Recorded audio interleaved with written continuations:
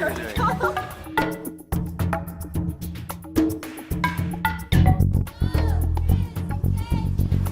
I love what you're doing.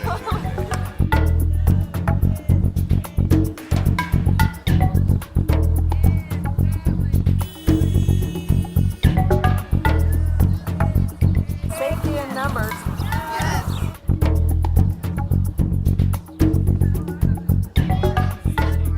Zach, nice to meet you. I'm ready for all these innocent kids and families to be released.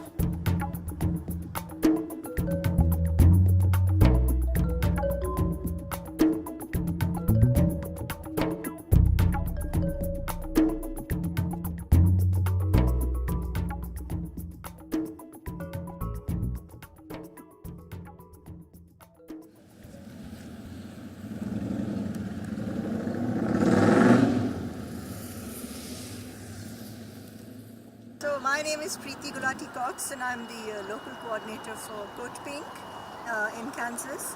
And Codepink got in touch with me recently to ask if I would be interested in participating in the Lights for Liberty vigils that are going around the world actually. There are almost like 600 of them that have been going on this evening. And of course I said, yeah, we'd love to participate in that.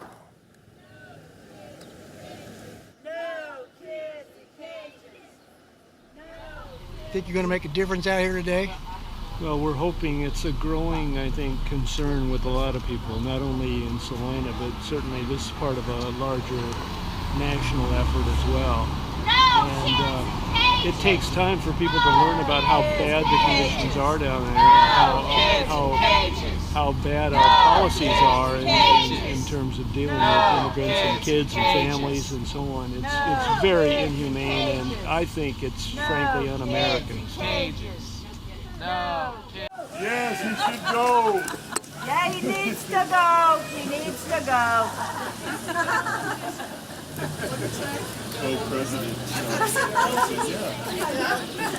Did he? Wait a minute. Did he say? He said go. Okay. Did you want a close-up of this Quite sign? sure what came before You're hearing what you want. I was hearing what I wanted to. Yes, I was. Dr. Marshall.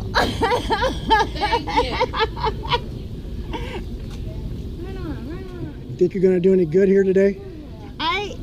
I'll at least know that there's other people out here supporting this and they're not alone. And that's my goal.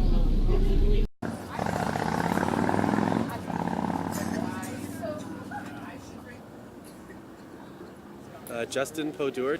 Well, you know, unfortunately, it's not all that different in Canada. There's pretty much an agreement that anybody who tries to get asylum from here will be sent back. So it's a no safe third country agreement, and people in Canada are trying to get that repealed and have tried to things like this to try to convince the government to repeal it, but unfortunately,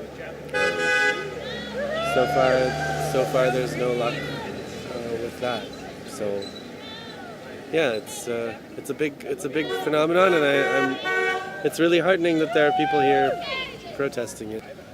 What do you think? What do you think protesting does? Do you think it does any good? Of course it does. Of course it does. You know, people who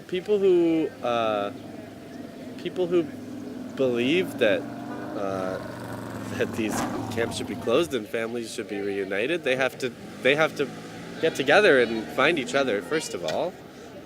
You know, if you have a presence, then people can find you, and you know, people will see that a lot of the times there's probably thousands of people that don't protest that are sympathetic to the ideas, and when they see other people doing it, they realize, oh, it's not such a big deal, it's not such a thing that I can't do, and they can do it. And if there's lots and lots of people involved, then you can actually change things.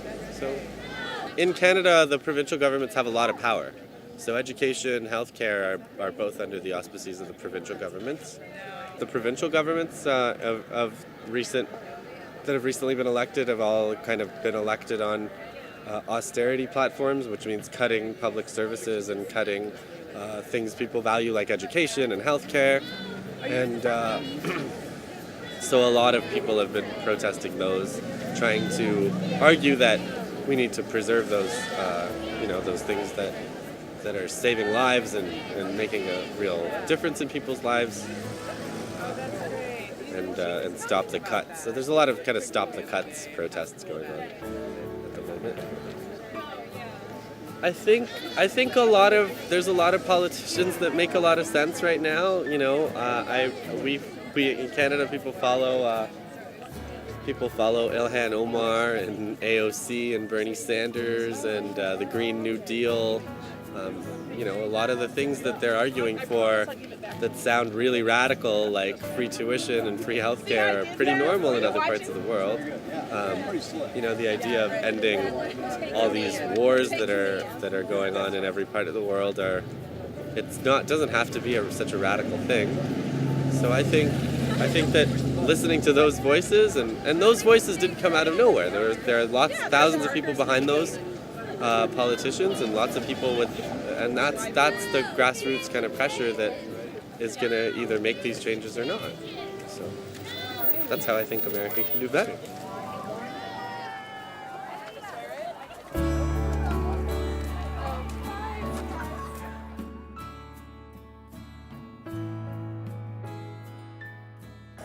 But I really wanted to say one thing, because Roger Marshall, he gets away with saying things that are really not true.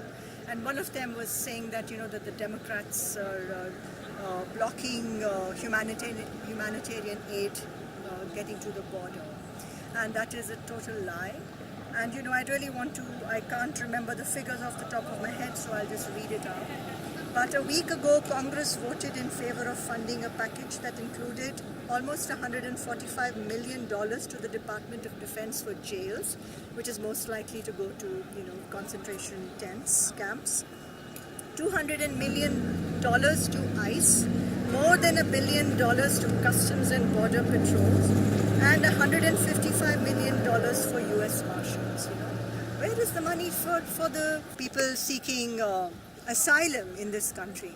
People from Honduras, from Guatemala, and a lot of these people are escaping policies of the U.S. government. We are the ones that propped up dictators in this region. And so we really need to, pay attention to details like that. We can't just get away with saying lies like Marshall does. That's what I want to say.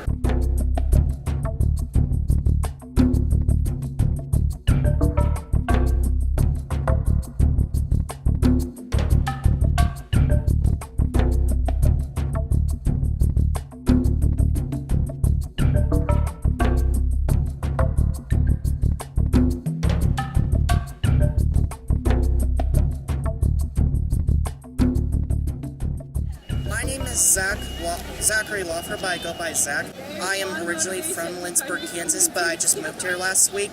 I was driving by with a friend, and I saw this, and I completely support this 100% because I have been a lifelong Democrat since birth. Why is our immigration system so messed up? And with all these laws and these prison camps that all these people are getting put in type things, it's sick. I'm sick of it. These people deserve to be treated with respect and dignity, and I'm done. I'm absolutely done with how horribly these people are being treated. Done.